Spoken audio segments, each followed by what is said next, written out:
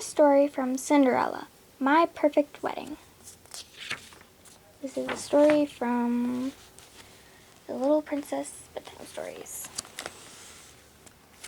Cinderella's dream was coming true at last. With the help of her mouse friends, she had managed to race down the stairs just in time to try on the glass slipper the Grand Duke had brought.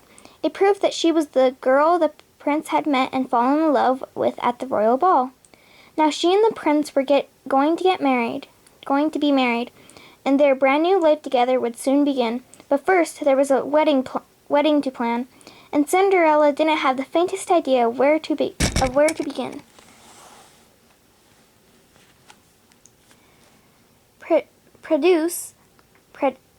Prudence, who ran the castle household for the king, was happy to take charge. She sat down with Cinderella and read off a long list of things that needed to be done for the wedding. "Excuse me," Cinderella said when Prudence paused for a moment, "but couldn't the prince and I just have a simple wedding?" Prudence frowned. "Cinderella, now that you are going to be a princess, you need to start thinking like one. This should be the grandest wedding the kingdom has ever seen." Later on, the royal dressmaker arrived with several wedding gowns. The first gown Cinderella tried on was covered with bows and sashes and had a huge skirt. "The guests will mistake me for a present," she cried. "You look just like a princess," Prudence said. But Cinderella thought the dress was too fussy. "Do you think you could design something plainer?" she asked. "Plain and princess do not go together," Prudence said. The next day, Prudence and Cinderella visited the royal florist. He represented them with a bouquet of roses, which was so big it looked more like a bush. "Do you have something a bit smaller?" Cinderella asked. "It's perfect," Prudence said. "You just have to know how to carry it." She grabbed the flowers, and a bee flew in. "Buzz, buzz," Prudence screamed, and the bee stung her. Then she screamed even louder. That afternoon, the mice found Cinderella all by herself in the garden. "Where's Bossy Lady?" asked Gus. "Poor Prudence," replied Cinderella. "She's got quite a nasty bee sting. The royal physician says she has to stay in bed for the rest of the day." "What about the wedding plans?" Jack asked. "I'll just have to take care of them myself," Cinderella declared. "Look at the size of this list. What do you think I should do first?" "Who's a-comin', Cinderella?" wondered Jack. "The guest list." "Good idea, Jack.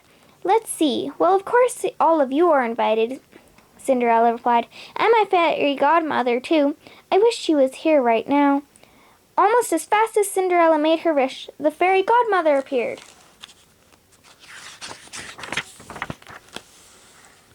"I just love weddings," the fairy godmother said, "and I'm sure everything you've picked out is wonderful." Cinderella admitted she hadn't started planning. "Then when is the wedding, dear?" asked the fairy godmother. Gus counted on his fingers. "Tomorrow," he announced. "Oh my goodness, child," cried the fairy godmother. "We'd better get started." "Lots to do," Jack added. He and Gus showed Prudence's list to the fairy godmother. "Well, we'll plan an absolutely magical wedding for you, dear," the fairy godmother gushed. "Now let's begin with the dress. She waved her wand, and Cinderella was instantly adorned in an elegant white gown. But the fairy godmother had forgotten something. "It's beautiful," Cinderella said, "but don't you think it needs a veil?" The fairy godmother wasn't listening, though. She had already moved on to the next item. "Invitations!" she declared. In the blink of an eye, thousands of lovely cards sat in stacks around the room. "Now we shall prepare the feast and make the cake," the fairy godmother announced.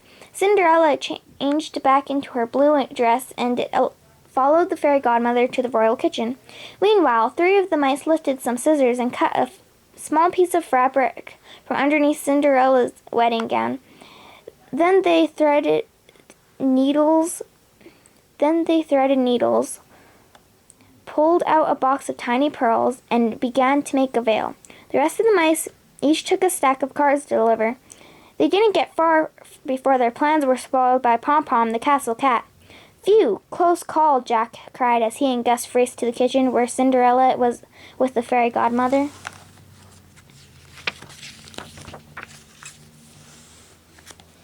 "And now for the best part," the fairy godmother exclaimed. With one grand sweep of her wand, she created the biggest, fanciest cake Cinderella had ever seen. "What do you think?" the fairy godmother asked. Prudence will love it," Cinderella said, trying to hide her disappointment. "And speaking of Prudence, I really should go see how she's feeling." "Poor child," the fairy godmother said after Cinderella had left. "I think all these wedding plans are too much for her." Jack and Gus tugged at the fairy godmother's sleeve. "Cinderella likes smaller things," Jack told her. Gus pointed proudly to himself. "Like mice." All at once the fairy godmother understood why Cinderella hadn't been thrilled. The fairy godmother went to Cinderella's room a little later. "I'm afraid I may have gotten a bit carried away, my dear," she confessed.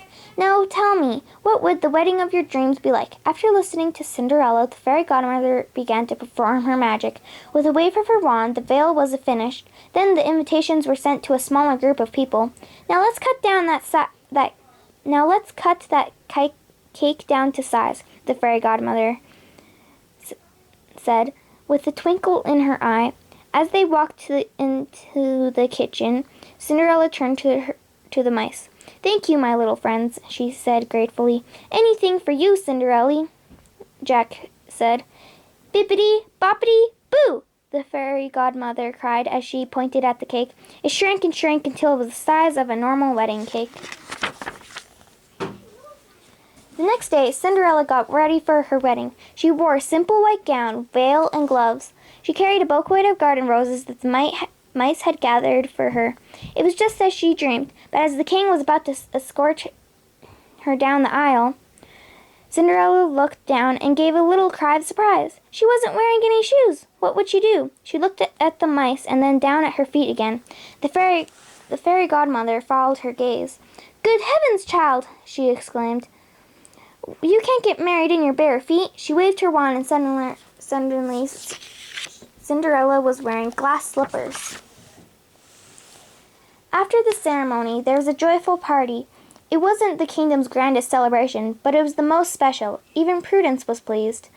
"However did you manage all this?" the prince asked Cinderella. The princess smiled and said, "With friends by your side, anything is possible." The end.